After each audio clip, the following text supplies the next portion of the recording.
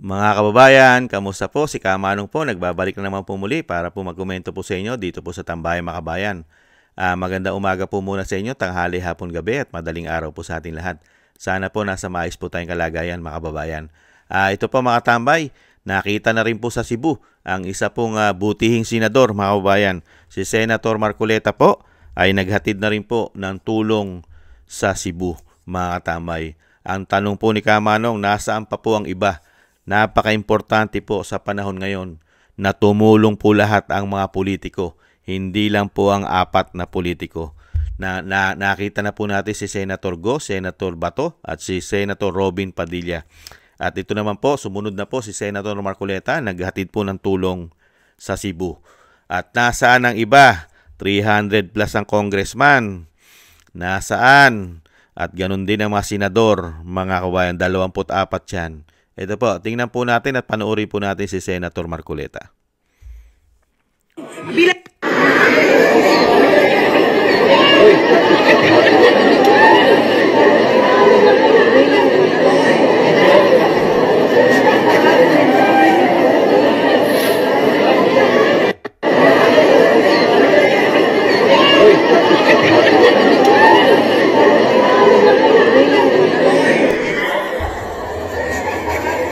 Ito pa po yung isa, nag-ano siya na talagang dapat managot ang dapat managot mga kababayan. Humihingi po ng justice ang mga Cebuanon bilang senador ng bayan. Ano po yung hakbang na susunod po na gagawin ninyo? Kailangan maibalik natin yung ninakaw sa bayan. Kailangan managot po yung mga may kasalanan. Nagtatago po silang lahat, umalis na sa ating bansa, pero yung mahabang kamay ng batas, makukuha din sila. Kaya lang, medyo mahihirapan lang dahil malalakas silang mga tao. Pero gagawa po tayo ng paraan. May awa ang Diyos sa atin. Makakabangon po ang Cebu, makakabangon ang ating bansa. Salamat, Senador.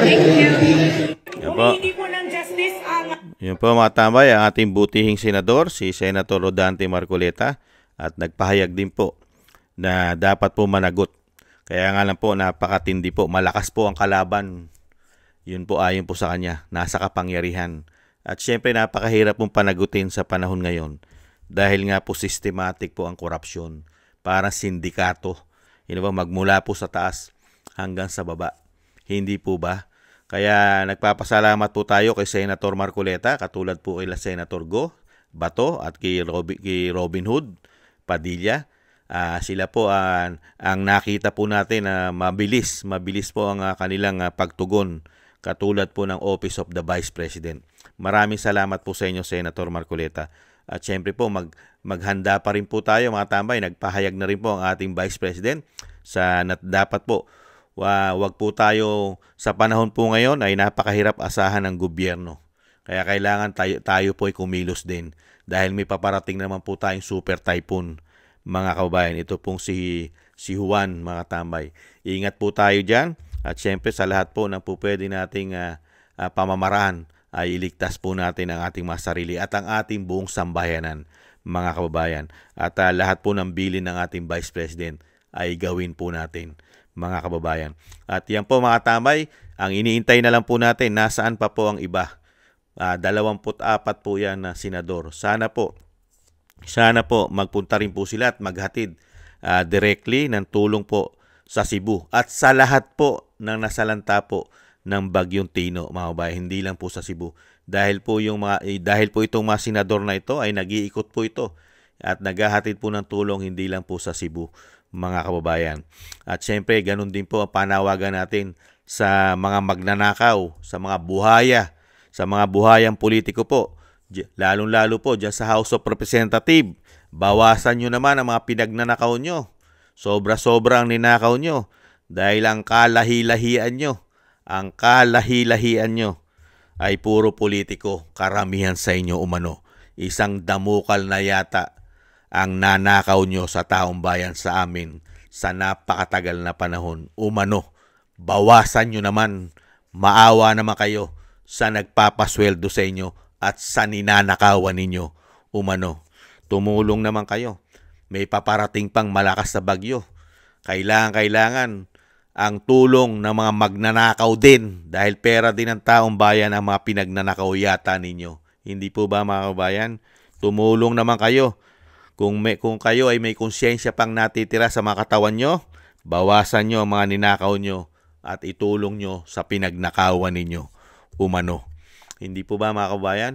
Maraming salamat po, Senator Marcoleta. At syempre po, alam naman po natin, Iglesia ni Cristo, si Senator Marcoleta. At kasama rin po ni Senator Marcoleta sa tumutulong din po sa Cebu at hindi lang po sa Cebu. Ang Iglesia ni Cristo ay may mga tulong din po dala-dala yan sa ating mga kababayan na nasa lanta po ng malakas din pong bagyo o malakas na bagyo at napakatinding pagbaha po, lalong-lalo po sa Cebu. Maraming salamat po sa inyo sa mga pagtulong nyo po sa ating mga kababayan. Thank you po Senator Marcoleta. Mabuhay po kayo.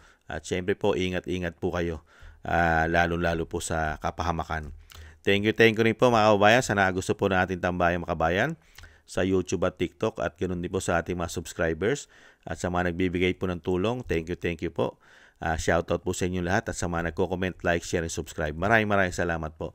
At yung dasal po natin sa ating bansa na sana po ay mawakasan na po ang kawalanghiyaan at kademonyohan na mga lingkod bayan daw sila at mga politiko sa ating bansa ay mawakasan na po ang kanila pong kawalanghiyaan. At syempre po ang dasal po natin sa ating butihing Vice President sa pamilya Duterte, sa dating Pangulo na sila po'y maingatan sa kapahamakan at madugtungan pa po ang buhay at kalakasan ng dating Pangulo at makalabas na po siya sa lalong mabilis.